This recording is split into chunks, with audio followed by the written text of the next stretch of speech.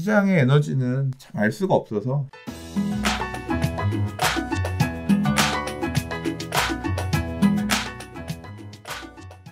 자, 그래서 세 번째 이야기 넘어가겠습니다. 네, 바로 이어가야 될 것 같아. 네. 자, 서울 아파트가 지금 매수 타이밍이냐? 라는 부분, 아니면 더 떨어질 수도 있냐? 라는 부분들에 대해서 이제 많은 분들이 고민들이 있는 것 같습니다. 자, 정부의 부동산 규제와 코로나19에 따른 경제 위기까지 겹치면서 서울 아파트 값이 하락세로 방향을 틀면서 매수 대기자들의 고민이 깊어지고 있는 상황입니다. 고점에 비해 수억 원 호가가 떨어진 금매물을 매수할 시점인 건지, 아니면 좀 더 기다려야 할지 판단이 쉽게 서지 않는다라는 건데요.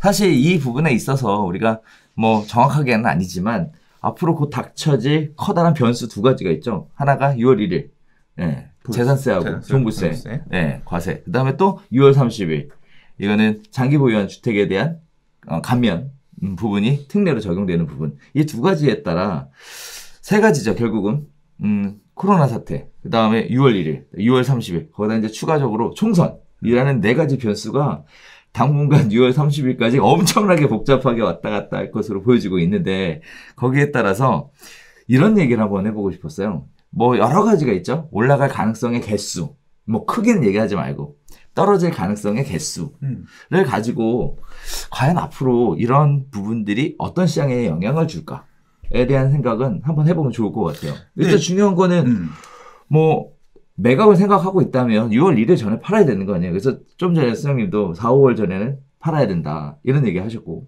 또 한편으로는 6월 1일 날 뭐 보유세 과세를 때를 맞았어요.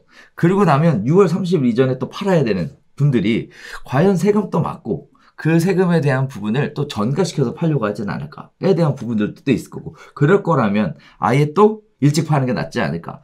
그렇게 되면 물량이 쏟아져 나오지 않을까. 거기에 따라서 4, 5월이 물량이 많이 나오면서 가격이 조정받는 시기로 가지 않을까. 뭐 이런 식의 예상을 하시는 분들이 굉장히 많거든요. 수장님 생각 어떻게 생각하세요? 그러니까 엊그저께 저희 고등학교 동창이 무주택자예요. 이놈은 해외 지사 발령이 나서 가면서 집을 팔고 갔어. 제일 속상한 얘기지. 친구들 중에 그런 놈들 좀 있어요. 야, 어디 뭐. 못 믿는구나, 친구를. 아니. 저는 사람 알아라 얘기 안 해요. 왜냐하면 내 인생에 별로 보탬이 되지 않아. 잘 되면 좋은 건데 안 되면 내가 다 독박 써야 되니까 사람 알아라 얘기 안 하거든요. 사면 이제 뭐 어느 동네 부동산 알아? 그럼 야, 거기 잘하니까 가. 뭐 이 정도 이제 조언을 주는 건데. 친구들 중에 이제 얘기해주기도 하고 물어보는 경우에 이제 그런 경우가 있었는데, 연락이 온 게 여의도에 아파트를 사고 싶다는 거예요. 뭐 여의도에? 그래서 소개해달라 그래서 이제 알려줬는데, 이제 그러면서 이제 이런저런 얘기를 했는데, 어떻게 하면 좋겠냐, 뭐 어쩌고저쩌고. 6월 1일 전에 물건들 팔아야 될 사람들은 그래도 지금보다 좀 어쨌거나 꼭 팔아야 되는 사람들은 물건 내놓지 않겠냐. 그러면 계속 지금 내가 볼 때는 매물 움직임이 어떻게 있는지를 관심 있는 단지별로 찍어서 매물 모니터링을 엄청나게 열심히 해야 될 타이밍이다. 매물 흐름이 얼마나 호가 조정이 되는지 어쩐지 이런 거 보다 금매 나오면 내가 어느 시점에 무조건 사야 된다, 살려고 맘먹으면 이제 그렇게 봐야 된다라고 저는 얘기를 했거든요. 이제 보유세를 내고 안 내고, 그다음에 6월 말에 말씀하셨던 것처럼 양도세 중과 배제, 장기보유공제 적용, 요거 받아서 팔 사람들 마음 정해지고 하는 부분들이 그때 이제 딱 끝나는 건데, 그거 끝나고 나면 또 일단은 싸게 내년에 다시 생각하더라도 일단 뭐 세금 내는 건 확정이니까 일단은 금매로 팔기보다는 좀 있어보자 이런 식으로 매도자들의 마음이 바뀔 수 있단 말이에요. 그렇죠. 야, 올해 보유세 내가 예를 들어 2천만 원 더 나왔어. 그러면 매가에서 2천 더 받아서 내년에 팔지 뭐. 뭐 이런 식으로 버틸 수도 있는 거잖아요.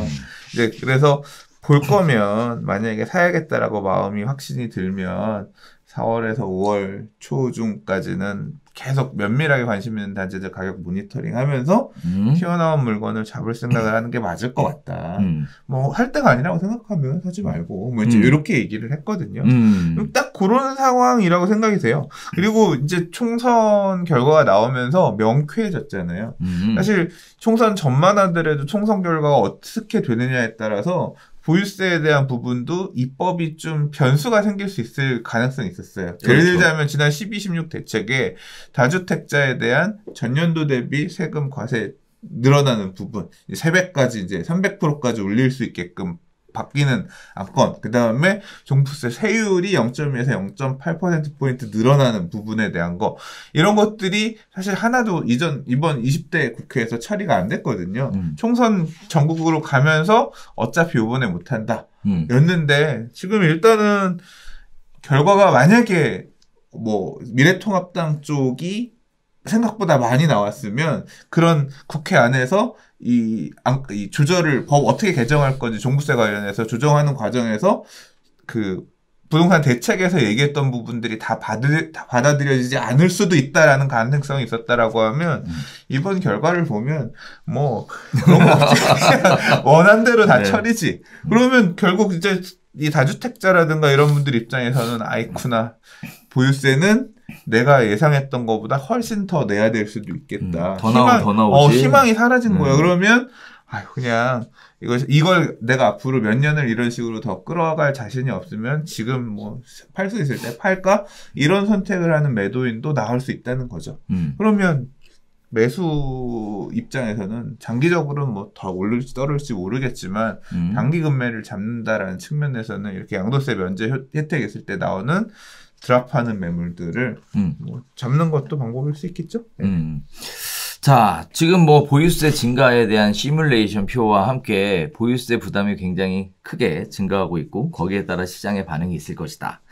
그 다음에 총선의 결과, 그 다음에 지금 현재 감염병 관련된 결과, 그 다음에 6월 30일 다주택자 혜택 보는 부분에 대한 결과, 이 세 가지들이 참 첨예하게 대립이 됐는데 어쨌든 중요한 거는 6월 30일 이전에는 굉장히 다양한 변수가 존재하는 거고 이후로 딱 넘어가게 되면 그때부터는 사실 매도자들이 매물들을 걷거나 이제 쿨타임 지나서 나는 팔더라도 그 금액에는 안 팔래요. 그냥 이제 이렇게 해서 물건들이 걷히면 매수자 입장에서는 쥘 수 있는 패들이 여러 개 있었는데 매도가 보류되거나 가격이 바뀌거나 하면 패가 없어지면 요 남아있는 패 몇 개 중에 지금 계속 모니터링하는 사람 중에 그럼 이거라도 사자.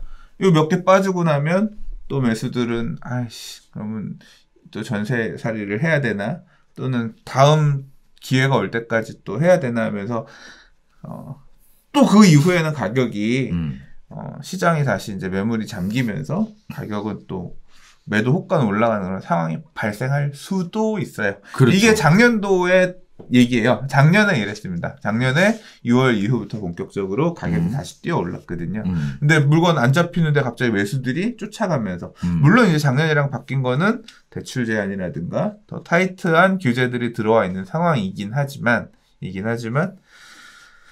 또 시장의 에너지는 참 알 수가 없어서 시장 수요자분들의 생각들은 이렇게 딱 심플하게 알 수가 없어서 복잡하죠. 네, 그렇죠. 네. 네. 또 봐야죠. 어떻게 움직일지는.